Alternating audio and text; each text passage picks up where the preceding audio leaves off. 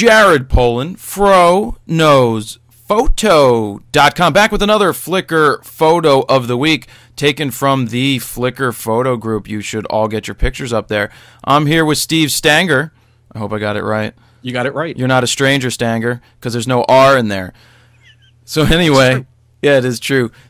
I came across. I was perusing through the Flickr photo group again, as I do from time to time, and leave comments. And I came across some of these shots that Steve did at an abandoned airfield. It's actually it's still it's not an active airfield. It's actually in Brooklyn, New York, called Floyd Bennett Airfield, and there's a couple of hangars there that say "Do not enter." And I don't know. For some reason I go blind when I see "Do not enter." You entered. I entered. Well, so, I came across this photo, and it just grabbed me. I like the framing. I love the color. I like the tones. I had a question whether it was HDR or not. I felt like it wasn't, but then I wasn't sure.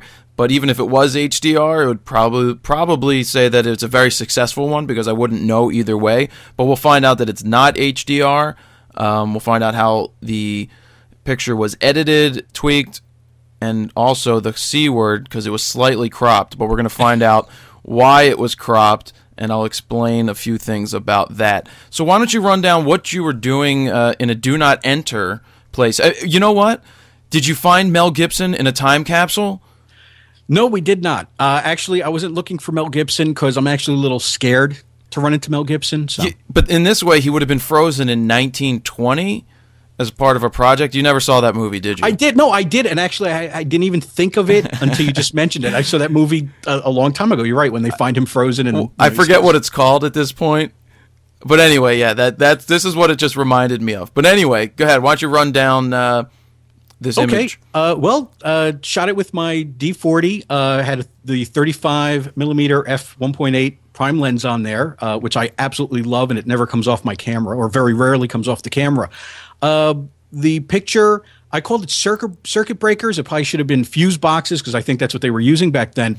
But I could understand why you were saying that you thought it might have been HDR, and I kind of do this technique to a lot of my photos. First of all, I do shoot raw, so you and your audience should be happy with that, because of course that's the only way to go.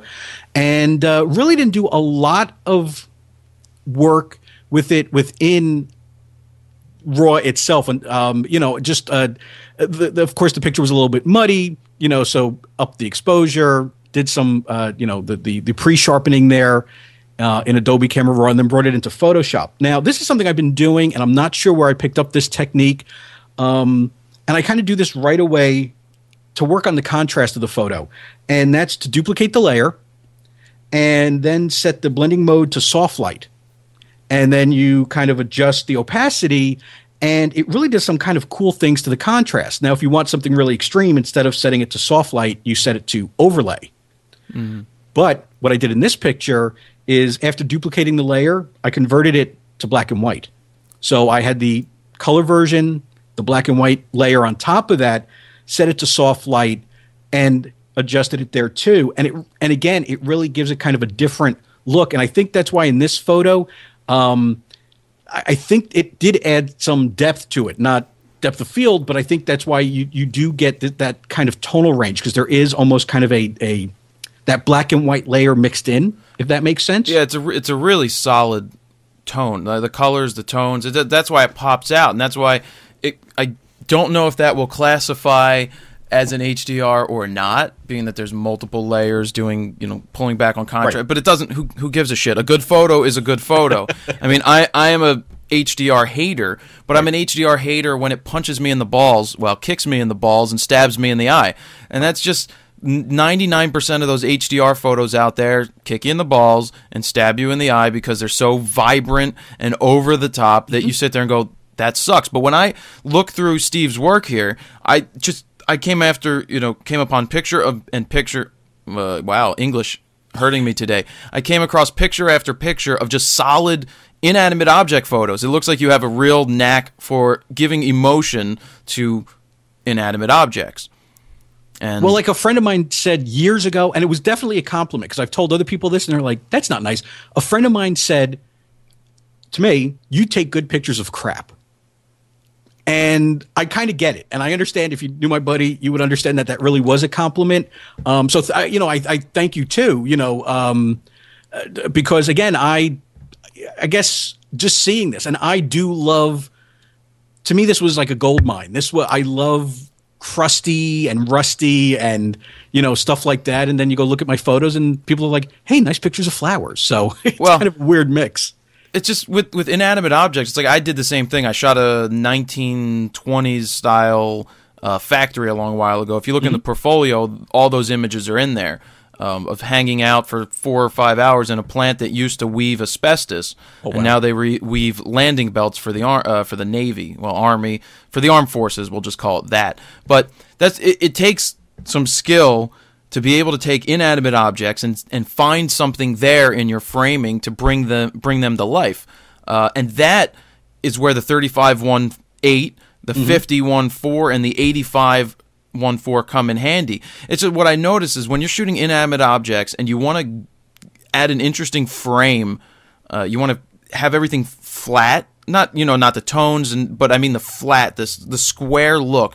The 50mm 1.4 goes to town on that square look, and the 35 is like a 52. It is a 52mm lens on the D40. Right. So it's what you see is what you're getting, and everybody needs to remember that in the early days of shooting, not early days, but in the 50s, 60s, and 70s, people used the 50mm prime lens for everything, and you did an awesome job with this. And we did discover that it's cropped. So why don't you tell me what you were telling me earlier about thinking you had it framed properly to begin with? Right. Now, in what I saw and in my mind's eye, so maybe there was a little bit difference between what I was seeing in the viewfinder and what I, again, pictured in my head, is the photo that you're showing. After looking at it on the computer, because that's something I really don't like cropping a lot.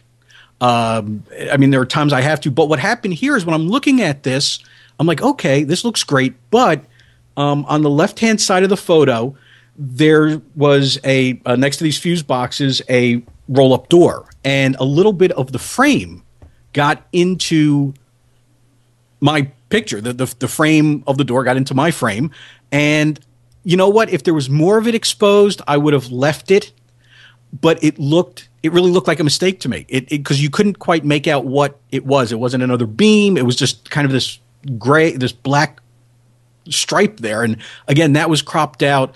I did try to keep the ratio of the photo, so if you were to print this, it would really make a nice 4:6. So it's always good to keep the ratio. Yeah. So now, why did it look one way in the camera? And then when I got it home, well, when you looked at it through the viewfinder, you saw one thing. Now, when you reviewed it on the back of the camera, did you notice anything? I probably didn't notice it. Okay, because it was probably, you're looking at it's a 3-inch screen, but all right, this is what's going on inside the viewfinder. It's not 100% coverage in that camera. So what that means is what you see, you're going to get slightly more. Say if you put somebody's head to the exact top of the frame, you didn't cut it off, you just, not my head, but a person, maybe a bald person, right to the top. Okay. If you look through the viewfinder and their head was just touching the edge of the frame, there would be daylight through there when you take the picture because the sensor is a little larger than the viewfinder. Well, it's not that the sensor is larger than the viewfinder. It's that you're not looking at 100% coverage. You're probably in the 90% range, 95% range of what you see. You're going to get more when you take the picture. I'll have to look up what the D40 actually is in terms of viewfinder coverage, but you're going to get more than what you see in the camera. So I learned with the DX cameras, and when I had like a D2X and a D2H, I learned that if I put somebody's head against that edge, that if I did that, I would have enough headroom at the top by the time I took the picture. So now you know that when you frame something or compose it, when you take the picture, you're going to get a little bit more around the edges. Right. So, yeah. And I was going to say, and usually it doesn't.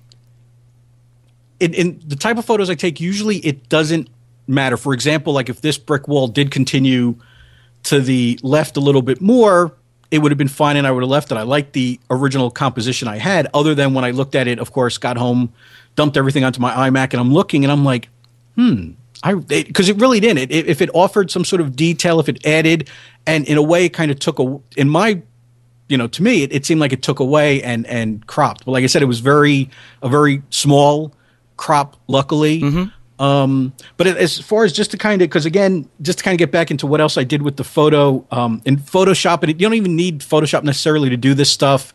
If you have, Photoshop Elements or any photo editing program that offers layers, like I said, you can definitely do that whole little contrast trick by duplicating the layer and, setting the blend mode to either soft light or overlay. And like I said, what really worked for this actually, and even that whole thing with changing that second layer that you're blending to black and white works really kind of cool if you're for portraits, not necessarily for women portraits, because again, you're trying to, and a lot of times with female portraits, you're trying to smooth it, but kind of to bring out, like if you're shooting somebody, and you probably know this already, of course, if you're shooting somebody, a guy that has a little bit of a scruff or anything like that, that black and white blending mode really seems to kind of bring out that. So little kind of side note there. But I also did some dodging and burning.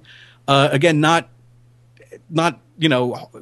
heavy, but definitely kind of going in and just lightening some of the areas, working with some of the, kind of bringing out some of the tone that was already there in the photo between the bricks and the rusted boxes and on that beam that is running through the photo off center. And Which then really is perfect that it's off center. Yeah. Oh no, I know. And I mean, definitely, like I said, it was, I think I wound up taking one or two shots. Every shot that was taken here was taken very quickly, knowing that, I would take it, look in the view, look on the screen and go, okay, zoom in on the screen going, okay, it looks like it's sharp, and then kind of move on to the next thing. I think I had met somebody up there, and I would have never gone into this place by myself, so I'm glad I did meet somebody up there, a friend up there.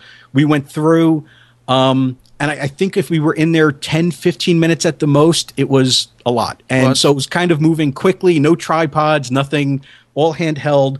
So like I said, I really did take the time to compose this picture, so I was disappointed when I got home and saw that there was a little bit more information in the photo. And really, to kind of finish out the photo, and we had talked about this before recording, was I am a big fan of the Nik software plugins.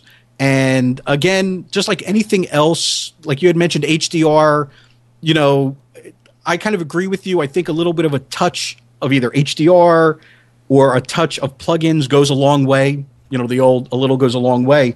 And really to kind of wrap up this photo, within Color Effects Pro, there's a setting called tonal contrast. And it kind of brought out, it didn't add anything, but it did bring out some of the detail in the bricks. It brought out a lot of the detail, or it brought back, I should say, a lot of the detail that's, again, in that beam, that yellow and green or blue beam in the picture.